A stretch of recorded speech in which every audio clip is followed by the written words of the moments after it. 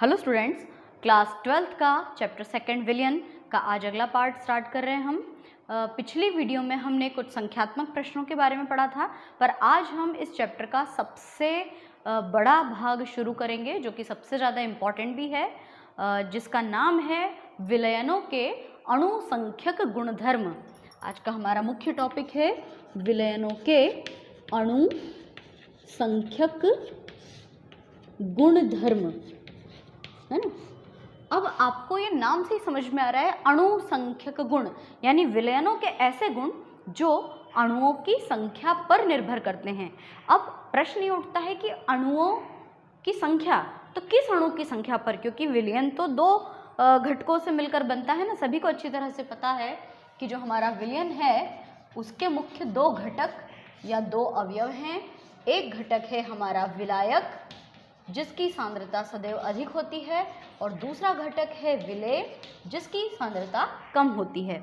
विलायक को A और विलेय को B अक्षर से प्रदर्शित किया जाता है। तो विलयनों के वे गुण जो विलेय के कणों की संख्या पर निर्भर करते हैं, फिर से सुनो, विलयन के वे गुण जो विलेय के अणुओं की संख्या पर या विलेय के कणों की संख्या पर निर्भर करते हैं, उन्हें हम अणुसंख्यक गुणधर्म कहते हैं। तो डेफिनेशन अच्छी तरह से समझ में आ गई। एक बार और सुनो, विलयनों के वह गुण जो विलेय के अणुओं की संख्या पर निर्भर करते हैं वे अणुसंख्यक गुणधर्म कहलाते हैं। अब आपके दिमाग में प्रश्न उठ रहा होगा कि ऐसा क्यों, विलेय के कणों की संख्या पर ही क्यों निर्भर करते हैं। तो देखिए, इसके लिए अपन एक प्रयोग करते हैं।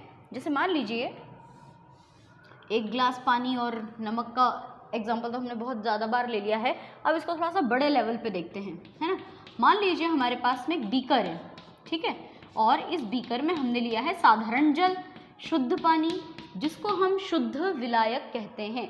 देखिए, जब किसी भी विलायक में विलेय पदार्थ ना हो तो उसके लिए शुद्ध विलायक शब्द का प्रयोग किया जा सकता है। तो इमेजिन करो कि ये शुद्ध विलायक है, शुद्ध पानी है ना। अब इस शुद्ध विलायक के अंदर हमने थोड़ा सा नमक या शक्कर मिला दी। शक्कर मिला लेते हैं इस बार, है ना, नमक बहुत यूज़ कर लिया। अब थोड़ा सा मीठा उदाहरण लेते हैं अपन। तो हमने इस जल में थोड़ा सा शक्कर लिया, इसको घोल दिया, 2 चम्मच हमने शक्कर डाली ज़्यादा पानी में। अब आप उसको स्वाद लेके देखो, चख के देखो कैसा लगेगा आपको स्वाद में, मीठा। अब हम क्या करें, पहले हमने 2 चम्मच शक्कर ली, मतलब अपन इसको 5 ग्राम शक्कर मान लेते हैं, है ना। अब हमने अगली बार और 5 ग्राम शक्कर ली। अब क्या होगा, अब इस विलयन की मिठास और ज़्यादा बढ़ गई। अब समझ में आया मैंने बड़ा बीकर और ज़्यादा पानी क्यों लिया, क्योंकि 10 ग्राम शक्कर इजीली इतने सारे पानी में घुल गई, है ना। अब क्या होगा, पहले की तुलना में इस विलयन के जो मिठास वाला जो गुण था वो बढ़ गया। तो विलयन का मिठास वाला गुण किसके कारण बढ़ा, जल के कारण या शक्कर के कारण। जल तो है A और ये जो शर्करा के जो कण है वो B है, तो यहाँ पर ये जो गुण है ये B के मात्रा के कारण बढ़ गया, है ना। तो इसीलिए हम कहते हैं कि विलयन के वे गुण जो विलेय के कणों की संख्या पर निर्भर करते हैं उनको हम अणुसंख्यक गुणधर्म कहते हैं। एकदम क्लियर हो गया। अब अणुसंख्यक गुणधर्म जो हैं वो कुल 4 प्रकार के होते हैं। कौन कौन से 4 प्रकार, तो इसका पहला प्रकार है वाष्प दाब में आपेक्षिक अवनमन। अवनमन का मतलब होता है कमी। वाष्प दाब में आपेक्षिक अवनमन पहला अणुसंख्यक गुणधर्म। दूसरा, क्वथनांक में उन्नयन। उन्नयन का मतलब होता है बढ़ना, यानी कि वृद्धि। तीसरा अणुसंख्यक गुणधर्म है हमारा हिमांक में अवनमन, फिर से अवनमन मतलब कि कमी। और हमारा चौथा अणुसंख्यक गुणधर्म है परासरण दाब, ठीक है। तो ये प्रश्न अगर एग्जाम में आ जाए कि अणुसंख्या गुणधर्म किसे कहते हैं, कितने प्रकार के होते हैं। तो मुझे लगता है अणुसंख्या गुणधर्म की डेफिनेशन आपको सुनकर याद हो गई होगी कि विलयन के वह गुण जो विलय के कणों की संख्या पर निर्भर करते हैं उनको अणुसंख्या गुणधर्म कहते हैं। और ये कुल 4 प्रकार के हैं। चारों के नाम याद रखना, वाष्प दाब में आपेक्षिक अवनमन, क्वथनांक में उन्नयन, हिमांक में अवनमन और परासरण दाब। अब पता है ये प्रश्न कई बार वो ऑब्जेक्टिव टाइप प्रश्न आता है ना, सही विकल्प चुनिए, उसमें भी पूछते हैं। पता है क्या कलाकारी कर देते हैं वो, ये जैसे 4 एग्जैक्टली सही अणुसंख्या गुणधर्म है, इसमें एक आध शब्द में कुछ मिस्टेक कर देते हैं। जैसे मान लो कि यहाँ पे आपेक्षिक को ही हटा देंगे, डायरेक्ट लिखा हुआ मिलेगा वाष्प दाब में अवनमन, बाकी 3 ऑप्शंस ऐसे कैसे, और प्रश्न पूछा कि इनमें से कौन सा एक गलत है, तो समझ गए कि जिसमें आपेक्षिक शब्द नहीं है वो केवल अवनमन है, तो ये अणुसंख्या गुणधर्म है।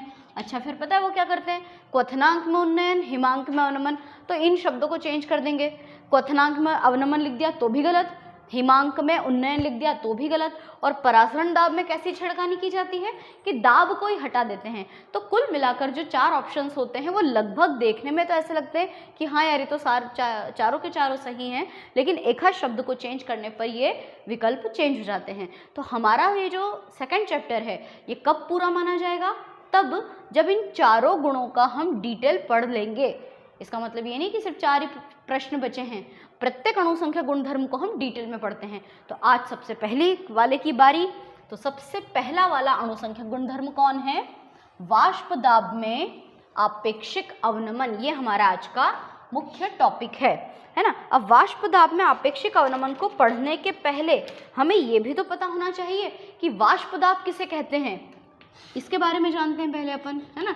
इंग्लिश में इसको हम कहते हैं वेपर प्रेशर, नाम से ही स्पष्ट है ना, वाष्प दाब, वाष्प के अणुओं द्वारा लगाया जाने वाला दाब वाष्प दाब कहलाता है। पर कैसे, तो फिर से वही एग्जांपल लेते हैं हम, कैसे देखना आप जरा ध्यान से कि ये एक बीकर है और इस बीकर के अंदर सिर्फ पानी है, सिर्फ पानी मतलब कि शुद्ध विलायक, है ना। इस बीकर के अंदर हमने केवल पानी लिया है। अब क्या होता है, इस पानी को हम कांच के बेल जार से ढक देते हैं, है ना। इसके ऊपर ऐसा ढक्कन लगा होता है जिसको हम ऐसे उठा के देख सकते हैं। तो ये है हमारा कांच का बेल जार। आपने कई बार घर पे देखा होगा कि हम लोग जब दूध गर्म करते हैं और दूध गर्म करने के बाद उसके ऊपर तपेली पर कोई ढक्कन रख दिया जाता है, स्टील की कोई थाली रखते हैं, और उस थाली को जब उल्टा करके देखते हैं तो पानी की बूंदें नजर आती हैं आपको, है ना। तो पानी की बूंदें कहाँ से आती है, देखिए ये जो विलायक है यानी कि शुद्ध पानी जो है ये अभी द्रव अवस्था में है। जब द्रव अवस्था यानी जब कोई द्रव पदार्थ वाष्प में बदलता है तो वाष्प जो होती है वो बाहर जाने की कोशिश करेगी इस बेल जार के द्वारा, लेकिन बाहर जाने के लिए रास्ता बंद है, तो ये जो वाष्प के अणु है ना ये बेचारे यहीं पर संघनित हो जाएंगे। हाँ, एक शब्द याद रखना कि द्रव के अणुओं का वाष्प में बदलना ये घटना तो कहलाती है वाष्पन, ठीक है, लेकिन वाष्प के अणुओं का फिर से ठंडा होकर द्रव में बदलना ये क्रिया कहलाती है संघनन, है ना, वाष्पन और संघनन। तो क्योंकि ये ढक्कन बंद है और वाष्प के अणु वायुमंडल में नहीं जा पा रहे हैं, तो ये वाष्प के अणु यहाँ पर एकत्रित होंगे और बेचारों को मजबूरी में फिर यहीं पर गिरकर लिक्विड में आना पड़ेगा। तो इन वाष्प के अणुओं द्वारा इस द्रव की सतह पर जो दाब डाला जाता है उसी को कहते हैं हम वाष्प दाब। फिर से सुनिए कि जब द्रव के अणु वाष्प में बदल जाते हैं तो वाष्प के अणुओं द्वारा द्रव की सतह पर लगाया जाने वाला दाब वाष्प दाब कहलाता है। अगली बात हम ये भी कह सकते हैं, परिभाषा के तौर पर इसको हम यूँ भी बोल सकते हैं कि वह दाब जिस पर किसी द्रव का वायुमंडलीय दाब वाष्प दाब के बराबर हो जाता है। यानी जब कोई द्रव वाष्प में बदल जाता है और जब इसका वायुमंडलीय दाब इस वाष्प दाब के बराबर हो जाता है तो वो दाब वाष्प दाब कहलाता है ना। मतलब किसी द्रव का दाब वायुमंडलीय दाब के बराबर हो जाए। जब किसी द्रव का दाब किसके बराबर हो जाए, वायुमंडलीय दाब के बराबर हो जाए, तब वह दाब वाष्प दाब कहलाता है। ये डेफिनेशन थोड़ी सी समझने में सुनने में अजीब लग रही है, अपनी तो सबसे सरल सी परिभाषा ये है कि वाष्प के अणुओं द्वारा द्रव की सतह पर लगाया जाने वाला दाब वाष्प दाब कहलाता है। ये शब्द क्लियर हुआ, वाष्प दाब क्या है। अब हम बात करते हैं वाष्प दाब में अवनमन की। अभी अपेक्षिक को अपन अभी भी नहीं ले रहे हैं। प्रश्न क्या है, वाष्प दाब में अवनमन, समझते हैं इसको भी हम, है ना, कि वाष्प दाब में अवनमन क्या होता है। फिर से एक बीकर लेते हैं, ठीक है। इस बीकर में हमने क्या लिया, सिर्फ पानी, और सिर्फ पानी के लिए क्या शब्द इस्तेमाल करते हैं अपन, हम इसको कहते हैं शुद्ध विलायक, ठीक है। जैसे अभी भी शुद्ध विलायक ही था, ये भी तो शुद्ध विलायक है। फिर से वही कि हमने शुद्ध विलायक लिया, इसको एक ढक्कन से ढक दिया, है ना, तो क्या होगा, थोड़ी देर के बाद में फिर से उसी एग्जाम्पल को मैं दोबारा बोल रही हूँ आपके लिए कि हमने क्या किया, एक बीकर लिया, इस बीकर के अंदर जल लिया, जल को हम शुद्ध विलायक कहते हैं, और इसको एक कांच के ढक्कन से ढक दिया जिसको कि बेल जार कहा जाता है। अब इन द्रव के अणुओं का क्या होगा, क्योंकि ये प्योर विलायक है, मतलब प्रत्येक कण वाष्प में बदलने की क्षमता रखता है, इसलिए ये जो द्रव के कण होंगे वो धीरे धीरे काय में बदलेंगे, वाष्प में। और बेचारी वाष्प को जाने की जगह नहीं मिलेगी, तो वाष्प के अणु कहाँ एकत्रित हो जाएंगे, इस बेलजार के ढक्कन के आसपास। और जब इनकी मात्रा बढ़ जाएगी तो फिर ये संघनित होकर दोबारा द्रव की सतह पर एक दबाव डालेंगे, और द्रव की सतह पर दबाव डालने वाले दाब को हम कहेंगे वाष्प दाब। ये तो क्लियर हो गया। अब आपको ये याद रखना है कि जो शुद्ध विलायक होता है ना, शुद्ध विलायक के वाष्प दाब को P0A से शो करते हैं। इसको हम P0A या P01 भी कहते हैं, नॉट यानी जीरो, P0A या P0A भी आप बोल सकते हो। A अक्षर का प्रयोग इसलिए कर रहे हैं क्योंकि A विलायक के लिए यूज करते हैं, पता है ना। तो P0A या P0A शुद्ध विलायक का वाष्प दाब है जो हमेशा अधिक होता है। याद रखना, शुद्ध विलायक का वाष्प दाब सदैव अधिक होता है। ये बात आपको चारों अणु संख्या गुणधर्म में बहुत काम में आएगी। चलिए आगे बढ़ते हैं। अब शुद्ध विलायक तो हो गया, अब इस शुद्ध विलायक का वाष्प दाब सदैव ज़्यादा होता है, ये भी क्लियर। अब हम क्या करें, अब इसमें हमने थोड़ा सा नमक मिला दिया, है ना, मतलब क्या मिला दिया, इसमें हमने विलय पदार्थ मिला दिया, विलायक में विलय मिला दिया। और विलय कैसा होना चाहिए, विलय के लिए कंडीशन है, वो विलय होना चाहिए अवाष्पशील विलय पदार्थ। अवाष्पशील विलय पदार्थ मतलब ऐसा विलय पदार्थ जो कि खुद वाष्पीकृत ना हो सके। यदि वो भी वाष्पीकृत होने वाला ले लेंगे ना, तो क्या होगा, विलायक के अणु भी वाष्प में बदलेंगे, विलय के अणु भी वाष्प में बदलेंगे, तो हमको पता ही नहीं चल पाएगा कि वो जो वाष्प दाब है वो विलायक के कणों द्वारा लगाया जा रहा है या विलय के कणों द्वारा। इसलिए हमको विलय कैसा लेना है, जो कि स्वयं वाष्पशील नहीं होता है। तो हमने लिया यहाँ पे NaCl, सोडियम क्लोराइड, किस रूप में, विलय के रूप में। और अब ये जो विलायक है ये शुद्ध विलायक नहीं रहा, अब आप इसको सिर्फ क्या कहोगे, विलायक, है ना, क्योंकि विलायक और विलय मिलकर क्या बन गए, विलयन, है ना। अब ठीक है, तो हमने एक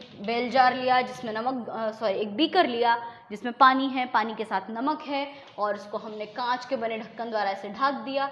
अब सोचिए क्या होगा, क्या वाष्प के अणु उतने ही बनेंगे जितने पहले बने थे, नहीं, क्योंकि पहले केवल शुद्ध विलायक था यानी प्योर पानी था, और पानी के प्रत्येक कणों में वाष्प में परिवर्तित होने की क्षमता पाई जाती है।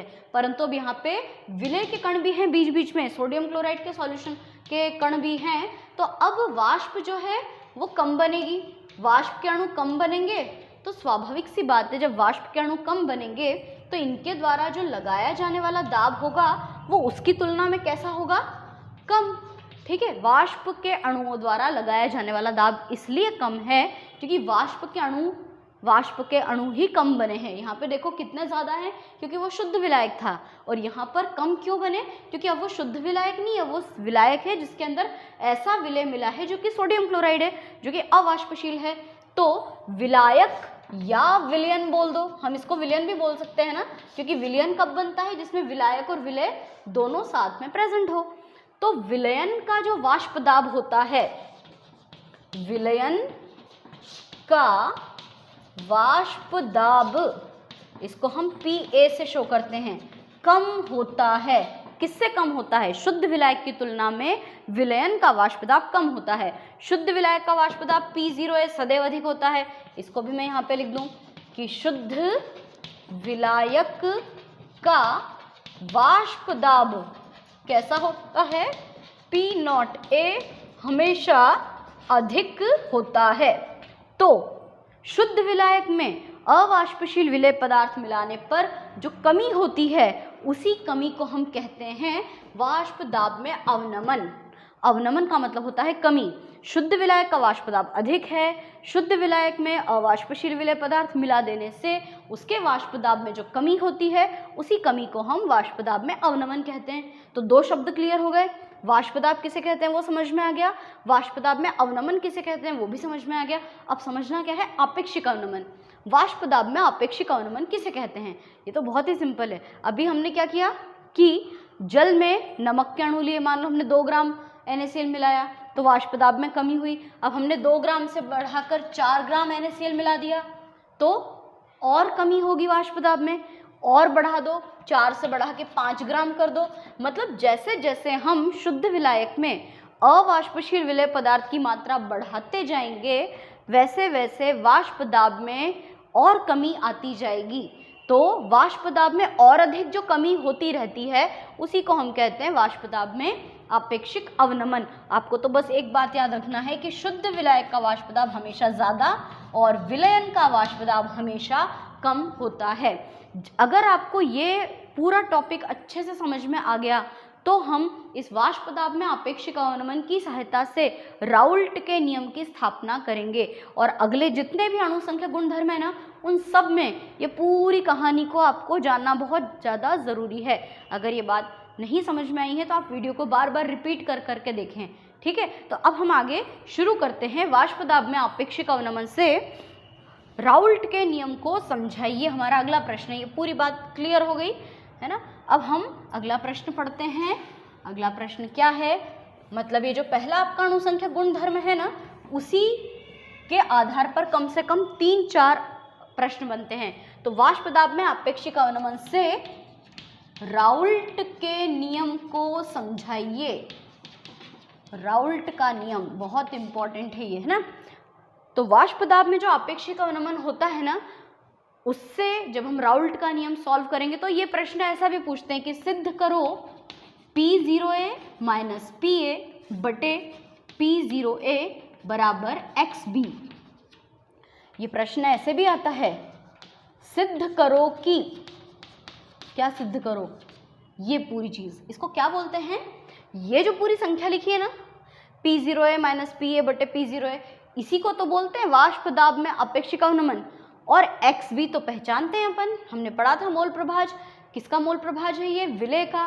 तो पता है ये प्रश्न कैसे आता है कि सिद्ध करो कि वाष्प दाब में आपेक्षिक अवनमन विलेय के मोल प्रभाज के बराबर होता है। एक बार फिर से प्रश्न सुन लो और लिख लो कि सिद्ध करो कि वाष्प दाब में आपेक्षिक अवनमन विलेय के मोल प्रभाज के बराबर होता है, ठीक है। ये हमारा प्रश्न है। अब हम इसको हल करते हैं। तो इसको हल करने में पहले हमको राउल्ट का नियम लिखना होगा। मैं इसको मिटा देती हूँ।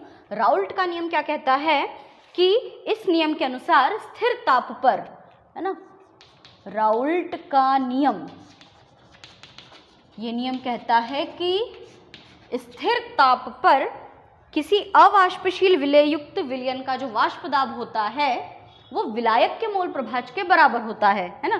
फिर से सुनिए, स्थिर ताप पर किसी अवाष्पशील विलेय युक्त विलयन का जो वाष्प दाब होता है ना, वो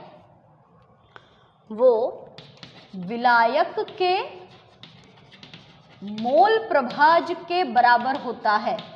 विलायक के मोल प्रभाज के बराबर होता है। कंफ्यूज मत होना। अभी आप बोलोगे कि आपने प्रश्न लिखवाया तो उसमें तो XB लिखवाया और अब XA, तो राउल्ट का नियम जो है उससे हमको वो प्रूफ करके बताना है।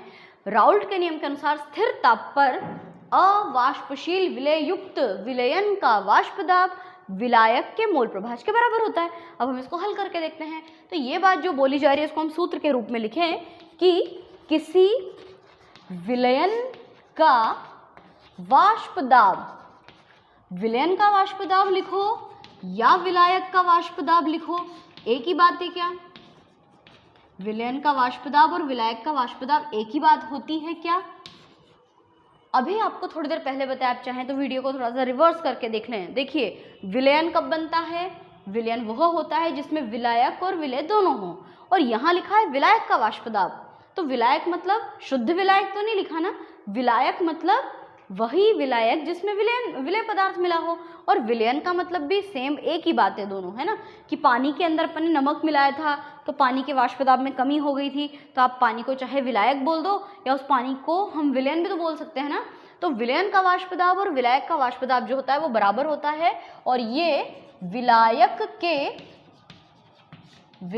के मोल प्रभाज के समानुपाती होता है। अब हम इसको सूत्र के रूप में हल करते हैं, है ना। तो विलयन का वाष्प दाब P होता है, विलायक का वाष्प दाब PA होता है, समानुपाती है विलायक के मोल प्रभाज के, है ना, XA। अब चूंकि ये दोनों एक दूसरे के इक्वल हैं, मतलब विलायक का वाष्प दाब या विलयन का वाष्प दाब एक ही बात है, तो क्यों दो बार लिखे। हम इसको ऐसा भी लिख सकते हैं, PA is proportional to XA, या PA समानुपाती का चिन्ह हटाओगे तो कांस्टेंट K आता है, और XA। ये हो गया आपका इक्वेशन नंबर 1, ये हो गया समीकरण नंबर 1, है ना। अब इसमें ये बताया गया है कि यदि इसको शुद्ध विलायक पर लागू करें तो इस स्टेप को यदि शुद्ध विलायक पर लागू किया जाए तो समीकरण 1 में PA के स्थान पे तो P0A रखने पर, है ना, और XA के स्थान पे 1 रखने पर। ऐसा क्यों भाई, समझो इस बात को। यदि हम इस स्टेप को शुद्ध विलायक पर लागू करेंगे तो शुद्ध विलायक का वाष्प दाब क्या होता है, P0A यानी P0A।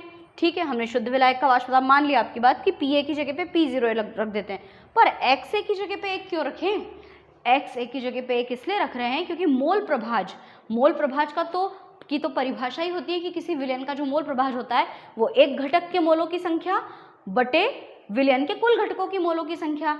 तो इसका मतलब ये आता है कि जब मोल प्रभाज की बात करते हैं तो उसमें विलायक और विलय दोनों आते हैं, लेकिन जब आप शुद्ध विलायक पे लागू कर रहे हो तो आपको मोल प्रभाज की क्या जरूरत, क्योंकि मोल प्रभाज में तो विलायक भी है विलय भी है, और हम इसको लागू कर रहे हैं सिर्फ शुद्ध विलायक पे।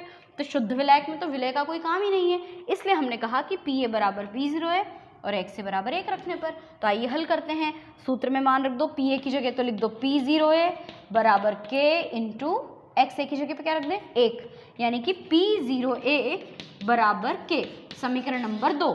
अब इधर देखिए, यहाँ पर समीकरण 1 व 2 से, ठीक है, इधर देखो साहब, समीकरण 1 व 2 से, तो यहाँ पर वैल्यू रखेंगे अपन। समीकरण 1 में क्या दिख रहा है, PA बराबर K इंटू XA, और यहाँ पे P0A बराबर K रखने पर, यानी K की जगह पे P0A रखने पर, है ना। तो देखो अपन इसको लिखते हैं PA बराबर K, आप K के स्थान पे P0A रख दो तो P0A इंटू XA। यहाँ तक समझ में आ गया अच्छी तरह से, है ना। ये हो गया आपका समीकरण नंबर 3। अब आगे एक चीज़ हमको पढ़ना है, हमने मोल प्रभाज के बारे में पढ़ा है, तो इसलिए हम आगे लिख सकते हैं, हम जानते हैं कि, क्या जानते हैं हम जानते हैं कि XA plus XB is equal to 1 होता है। ये हमने कहाँ से लिखा था, ये हमने सीखा था मोल प्रभाज से, याद आया, XA प्लस XB बराबर 1। अब अपन पता है क्या करेंगे, XA को तो यहीं रहने देते हैं, बराबर 1 को भी यहीं रहने देते हैं, इस प्लस के XB को बराबर के उधर ले जाएंगे तो क्या हो जाएगा माइनस में। तो इसको कैसे हल करेंगे अपन, देखिए क्या लिखा है, फिर से देखते हैं, XA है ना, और यहाँ पे लिखा है प्लस XB बराबर 1। तो मेरा ये कहना है कि प्लस के XB को उधर ले जाएंगे तो माइनस का XB हो जाएगा। ठीक है, तो अगली स्टेप अपनी क्या बनी, अब इसको थोड़ा पास ले आते हैं कि XA बराबर 1 माइनस XB, इसको दे दो समीकरण नंबर 4। ठीक है, और अब जहाँ पे समीकरण नंबर 3 में XA लिखा है ना, उस स्थान पे 1 माइनस XB लिख देते हैं। तो हम लिखेंगे समीकरण 3 व 4 से, समीकरण 3 मैं आपके लिए एक बार फिर से लिख दूँ, यहाँ पर PA माइनस P0A गुणित XA, है ना, वैल्यू रखें यहाँ पे, मान रखें, तो क्या आ जाएगा, PA बराबर P0A, तो ऐसा कैसे ही है, इंटू XA के स्थान पर आ जाएगा 1 माइनस XB, तो 1 माइनस XB। अब इस स्टेप को हल कर लेते हैं, इसका मतलब ये है कि इस P0A का गुणा एक बार 1 में करो और एक बार P0A का गुणा XB में करो। तो चलो करते हैं, क्या लिखेंगे हम, PA बराबर P0A कम P0A, एक बार आ गया, माइनस P0A का गुणा XB में करो तो माइनस का P0A इंटू XB। ठीक है, ये आया स्टेप। अब ये माइनस का ये जो P0A इंटू XB है, इस माइनस वाले को बराबर के इधर ले आओ और इस PA को उधर ले जाओ। देखिए बराबर के पास जो P0 है इसकी पोजीशन में कोई छिड़कानी नहीं कर रहे हैं, ये तो ऐसा कैसी है, माइनस की चीज़ को इधर प्लस की चीज़ को उधर कर देते हैं। तो चलो कैसे करते हैं, देखो मैं आपको बताती हूँ। ये तो बराबर ही है, ये माइनस का P0A इंटू XB बराबर P0, यहाँ तक कोई प्रॉब्लम तो नहीं है। ये माइनस का इधर आ गया बराबर P0A और ये प्लस का PA इधर आया तो माइनस का PA हो गया। अब इस P0A को इधर त्रिक गुणा के रूप में इधर ले जाओ तो ये हो जाएगा, क्या हो जाएगा, XB बराबर P0A माइनस PA, ये बटे में आ जाएगा पूरे के P0A। तो देखो हो गया ना अपना प्रूफ। क्या प्रूफ हुआ, यही तो हम प्रूफ करना चाह रहे थे कि जो वाष्प दाब में आपेक्षिक अवनमन होता है वो विलय के मोल प्रभाज के बराबर होता है। ठीक है, समझ में आया। एक बार फिर से मैं पूरा रिपीट कर रही हूँ आपके लिए कि वाष्प दाब में आपेक्षिक अवनमन से राउल्ट के नियम की गणना कीजिए। तो राउल्ट का नियम ये कहता है कि स्थिर ताप पर किसी विलयन का जो वाष्प दाब होता है वो विलायक के मोल प्रभाज के बराबर होता है ना। तो विलयन का वाष्प दाब कह लो या विलायक का वाष्प दाब, दोनों एक ही बात होती है। तो विलायक का वाष्प दाब विलायक के मोल प्रभाज के बराबर होता है, ये बात इस नियम में लिखी है। अब हमने बताया कि विलयन के वाष्प दाब को P से, विलायक के वाष्प दाब को PA से और विलायक के मोल प्रभाज को XS से शो करते हैं। लिख दिया समीकरण। अब चूंकि ये दोनों एक दूसरे के इक्वल है तो दोनों को लिखने की क्या जरूरत, इसलिए PA is proportional to XA। PA बराबर, समानुपाती का चिन्ह हटाते हैं, K इंटू X से आ जाता है, समीकरण नंबर 1 हो गई। अब यहाँ पे कंडीशन लागू करते हैं कि यदि इस स्टेप को शुद्ध विलायक पर लागू किया जाए तो भैया शुद्ध विलायक पे लागू करोगे तो समीकरण 1 में PA के स्थान पे P0A रखना पड़ेगा क्योंकि शुद्ध विलायक का वाष्प दाब P0A होता है। और यदि शुद्ध विलायक लागू किया तो भैया XA का कोई रोल नहीं है, XA मतलब कि मोल प्रभाज की कोई जरूरत नहीं है, इसलिए X इज इक्वल टू 1 रखने पर समीकरण में मान रख देते हैं P क्या आ जाएगा, PA की जगह पे P0A बराबर K इंटू 1 है ना, यानी P0 is equal to K। समीकरण 2 व 1 से, मतलब 1 व 2 से, तो क्या आ जाएगा, PA बराबर K के स्थान पे P0 इंटू X है, समीकरण नंबर 3। अब आगे हम जानते हैं कि हमने मोल प्रभाज पढ़ा हुआ है तो XA plus XB is equal to 1 होता है। इसको आगे स्टेप को हल किया हमने तो उसको उधर ले गए तो आ जाएगा XA is equal to 1 minus XB, पता है कैसे। और फिर समीकरण 3 व 4 से, समीकरण 3 ये है PA minus P0 into XA, तो XA के स्थान पे ये मान रख दिया तो क्या गया, PA बराबर P0A इंटू 1 माइनस XB। अब इस P0A का गुणा एक बार 1 में एक बार XB में, तो PA is equal to P0A कम P0A minus P0 into XB, minus का P0 इंटू XB आया।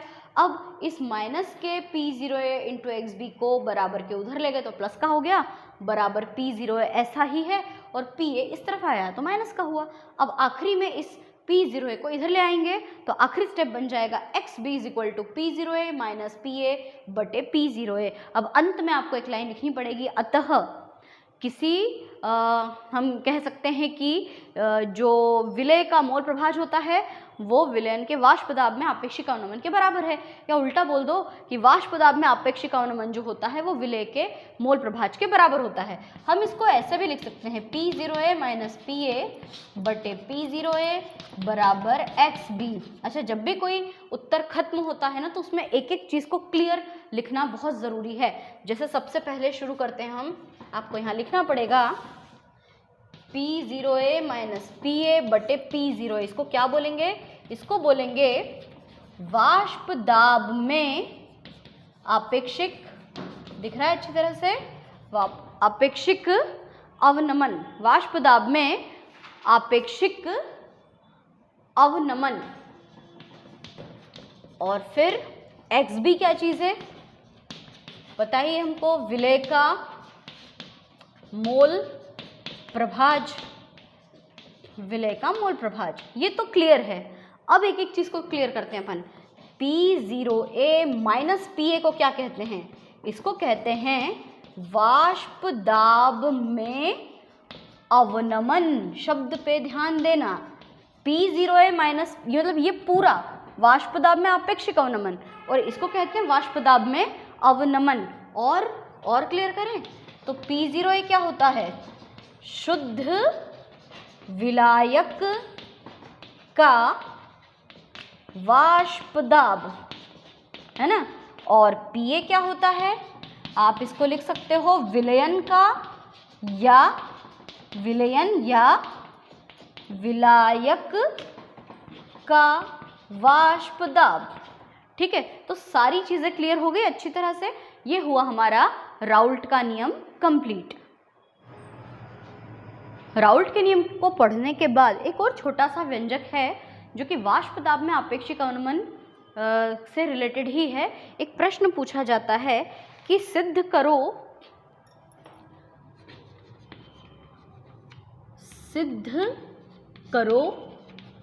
कि delta P is proportional to XB।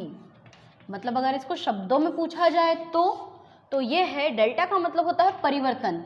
वाष्प दाब में जो परिवर्तन है वो विलय के मोल प्रभाज के समानुपाती होता है ना। ये प्रश्न भी आ सकता है कि सिद्ध करो वाष्प दाब में परिवर्तन मोल प्रभाज के समानुपाती होता है। तो उसको हल करते हैं। इसको हल करने के लिए अपने को राउल्ट के नियम से शुरू करना पड़ेगा, वो स्टेप जहाँ पे अभी हमने खत्म किया था। तो हम लिखेंगे कि हम जानते हैं कि राउल्ट के नियम के अनुसार कि वाष्प दाब में आपेक्षिक अवनमन जो होता है वो विलय के मोल प्रभाज के बराबर होता है ना। राउल्ट के नियम अनुसार हम जानते हैं कि किसी वाष्प दाब में जो अवनमन है वो विलय के मोल प्रभाज के समानुपाती होता है। तो समीकरण नंबर 1 आ गया।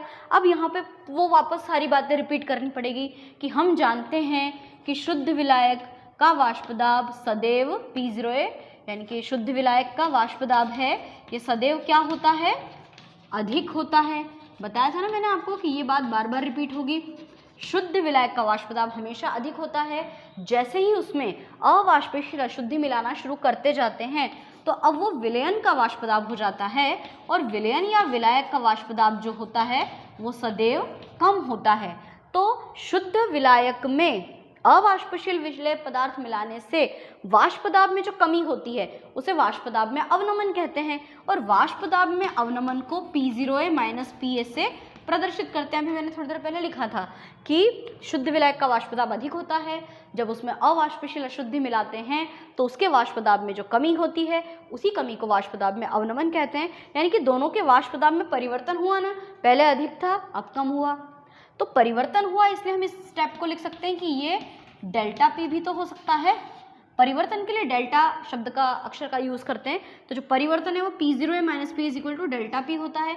अब देखो समीकरण 1 व 2 से, तो यहाँ पे हम लिख देंगे समीकरण 1 व 2 से। मान रखें समीकरण में जहाँ P0A माइनस P लिखा है वहाँ पे डेल्टा P लिख दो, तो डेल्टा P बटे P0A बराबर XB। ठीक है, डेल्टा P बटे P0A बराबर XB। अब इसका त्रियक गुणा करके देखते हैं। डेल्टा P यही है बराबर, ये इधर गया तो बराबर के इधर इंटू में आएगा P0A इंटू XB। और अगर हम यहाँ लिख दें कि मैं इस स्टेप को यहाँ दोबारा रिपीट कर रही हूँ, डेल्टा P बराबर P0A इंटू XB। अब हम यहाँ लिखें कि यदि P0A को कांस्टेंट मान लिया जाए, P0A स्थिरांक या नियतांक हो तो, है ना, स्थिरांक हो तो कांस्टेंट होता है ना इसका मान, तो शुद्ध विलायक का वाष्प दाब का मान तो अधिक होता ही है, मतलब फिक्स है कि अधिक होता है। तो इसको यदि कांस्टेंट मान लिया जाए तो ये हो जाएगा delta P is proportional to XB। ये कैसे आया? ये ऐसे आया कि जनरली हम लोग क्या करते हैं, देखो यहाँ साइड में समझाती हूँ मैं आपको। हम नॉर्मली लिखते हैं कि A समानुपाती है B के। जब समानुपाती का चिन्ह हटाते हैं तो बराबर का चिन्ह, समानुपाती का चिन्ह हटाते हैं तो बराबर का चिन्ह, और साथ में कांस्टेंट आ जाता है ना। अब हमने इसका उल्टा किया कि भैया हम कांस्टेंट हटा रहे हैं, तो कांस्टेंट हटाएंगे तो बराबर का चिन्ह हटेगा, तो उसके स्थान पे क्या आएगा? समानुपाती का चिन्ह आ जाएगा। तो देखो वही तो किया हमने कि ये कांस्टेंट है, कांस्टेंट को हटाया तो बराबर का चिन्ह भी हटा, तो बराबर का चिन्ह हटा दो नियतांक आ गया। ये हो गया आपका उत्तर प्रूफ। तो यही तो हम सॉल्व करना चाह रहे थे कि जो वाष्प दाब में जो अवनमन होता है, वाष्प दाब में जो परिवर्तन होता है वो XB यानी कि मोल प्रभाज के समानुपाती होता है। तो ये राउल्ट के नियम से संबंधित 2 क्वेश्चन है। अगली वीडियो में हम इसी पहले अणु संख्या गुणधर्म को थोड़ा सा और डिटेल में पढ़ेंगे।